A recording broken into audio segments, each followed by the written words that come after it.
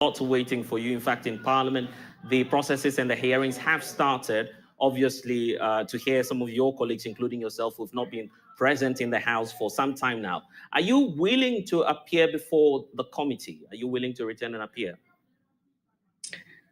Definitely, I will return. As you know, my son has been unwell, and that is why I had to come here to the United States to, be the mother and the best mother that I could be. And I'm still here, making sure that all that is settled with my son and all the authorities and the school, and it's still ongoing. I've been a deputy leader of Ghana's parliament, and I know the rules, and I know that the Privileges Committee wants me to be in parliament. But as we speak, I don't know that I've been invited. I have to be served, and I'm not aware that any such thing has been given to me. I'm just hearing it from you.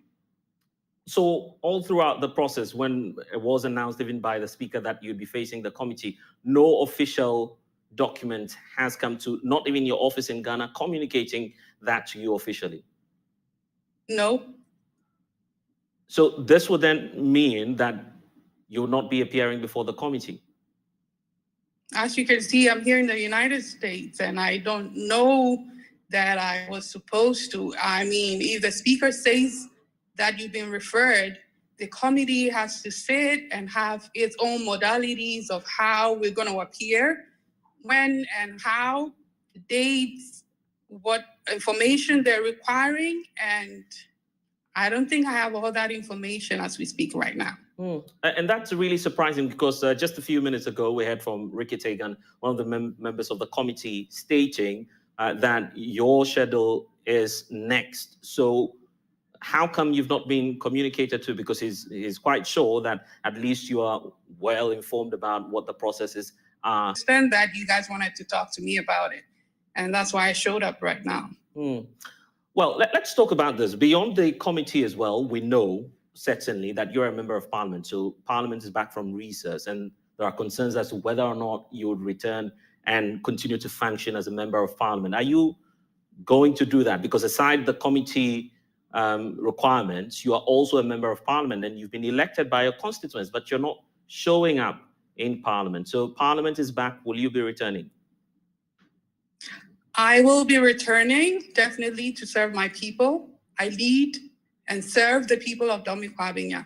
And I've done that for the past 12 years, and I know exactly what my responsibilities are. And I'm definitely going to do that. But as you know, my son is unwell, and he has to transition to school. And as a mother, I have to ensure that all that is settled before I can resume my duties. And that's exactly what I'm doing. So going by what you're telling me now, it's practically impossible that we may even see you by the end of the month. With God, everything is possible. We've been praying. I've been doing a lot to support my children, which I'm required to do by law. And as you know, they're in a foreign land, and I have to comply with whatever I'm directed to. And until all that is sorted out, I have to do what I have to do, and then I'll return to my duties. So we have to rule out. We have to rule out next week. So we have to rule out next week. You may not return next week. If I'm served and I look at the condition and the circumstances right here, and I'm able to, why not? But I've not been served earlier. I told you that. So let's go into the conversation. And I know the rules. Right. And I've been a practicing lawyer for 18 years, and I don't have to be served through JoyNews, and I don't have to be served through a third party. And as we speak now, I don't think I've received any such communication or service from Parliament, and that's why I'm still here.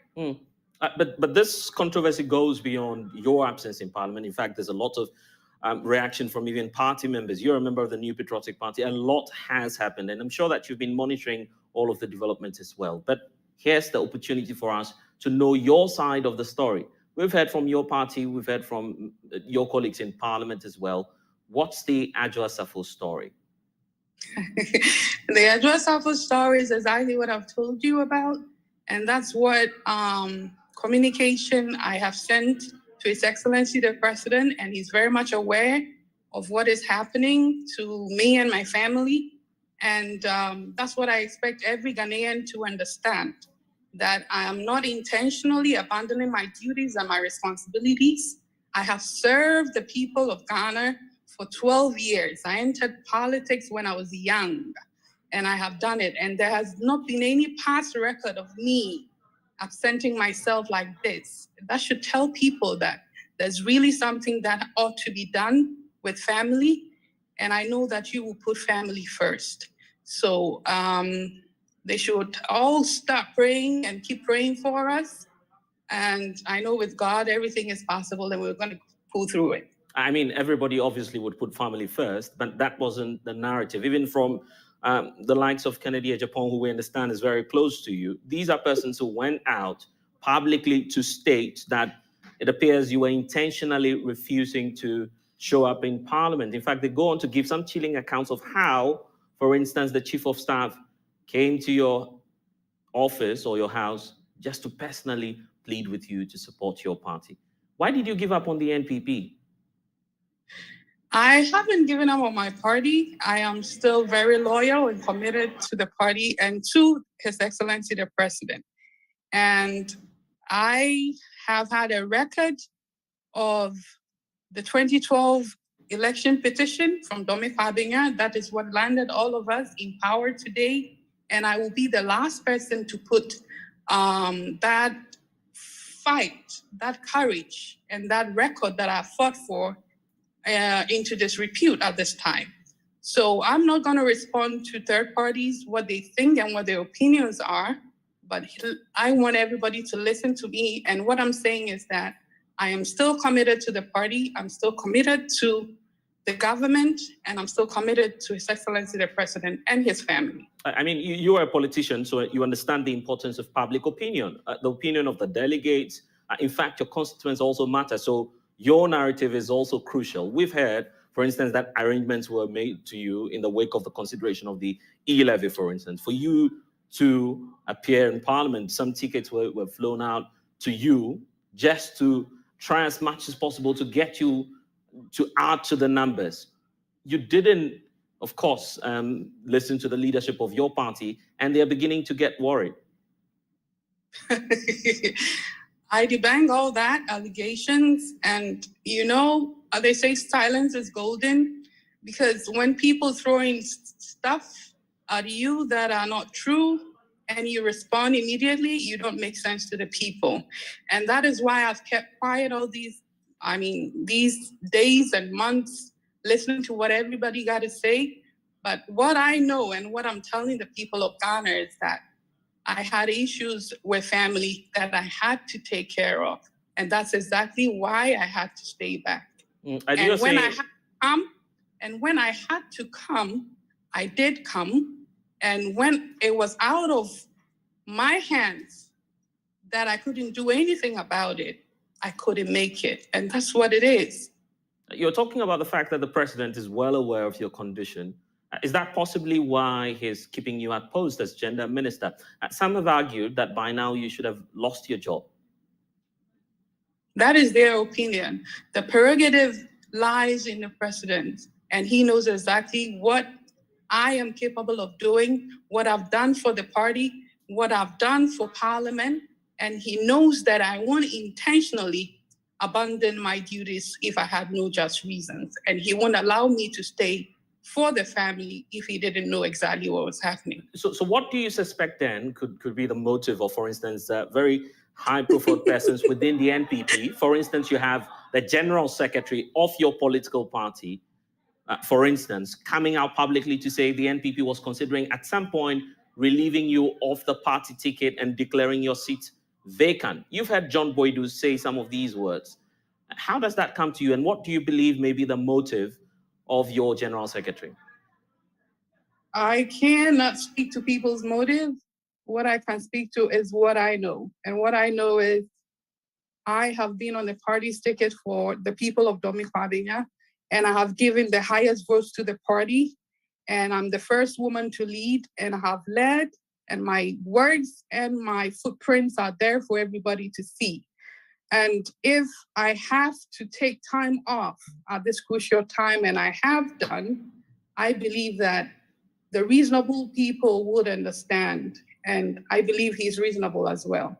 And we know that definitely, as you're indicating to us, you will return. But then the question about resuming your role as gender minister. We know there's a caretaker minister as we speak, acting in your stead. Will you take up the post immediately you return? Or perhaps you are considering resigning from post? That is what you're expecting, or that's what other people are expecting?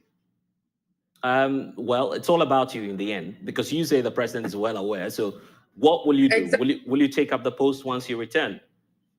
And since I haven't resigned, it's implied that exactly what you're saying is the truth. When I touch down, I am going to do what I have to do as a minister, since I haven't been relieved of my post yet. So why are you failing to give the people of Ghana and your constituents the exact date that you'll return to this country? A lot of people are anxious, waiting to see, well, she says she'll come back, but she's not showing up anytime soon. When is Sarah Adwoa Safo returning? She's going to return when issues with family are well sorted out. And that is not something that I can predict. And that is not something that is within my power. And there is a lot within the United States that I don't want to share. And we're talking about a child, and we're talking about medical stuff. And I don't want to put it out there, because even if you ask for it from the authorities here, they're not going to give it to you. And I'm not going to give it out in public. So everything is going to work out, and I'm going to come back and take my position. So whatever anybody is saying, I think we're in a reorganization mood in the party. People have interest. People have motives. People have things that they want to do. But I don't want to be the center of that. And I'm concentrating on what I asked permission from the head of state, the commander-in-chief, and the president of the republic that I'm going to do is exactly what I'm doing. And of course, I recall with joy when you came up on social media with your daughter, sending that Easter message out there. You stated categorically that you were the member of parliament for Dome-Kwabenya. That's what you said. But you were silent on whether or not you're still the gender minister. Do you still consider yourself as gender minister of the Republic of Ghana? That is so petty. I didn't even know that. Because, there's a difference in our, with government, the executive power and the parliamentary duty that I have. And at that time, I had sent out things that I had to send out to the religious leaders in my constituency. And so that video definitely was for the constituents. And so I restricted myself to the people of Dome-Kwabenya. And as the president of the republic, he will wish the whole country. So that's the difference. And that's the reason why you didn't hear me mention. Right. But even the seats that you hold, the Dome-Kwabenya seat, is under siege, as some are describing it. You're indicating to us that at least you've not been served. The committee may go ahead and pass whatever sanction it is that they intend to do. Are you not worried that you may lose the Dome-Kwabenya seat, particularly as the Speaker of Parliament, who even belongs to another political party, could simply go ahead and say you've breached the 15-day rule and then go ahead to declare your seat as vacant? I am not worried, because I am very, very prayerful, and I don't believe only in the physical. I also believe in the spiritual. And I know my Lord knows exactly why I am not there, and he's going to fight my battle. So as we say, and I've always said, the battle is still the Lord's, and the Lord is going to fight my battle. I'm not worried at all. Even in my third term election, nobody thought I would win, because you know exactly the situation that I was in. Nobody thought I could win. Even my primaries, people thought I couldn't win. But God made me win. So God is the final say. He has the final say. I guess you're learning from the president. He says the battle is the Lord's, but then in Parliament,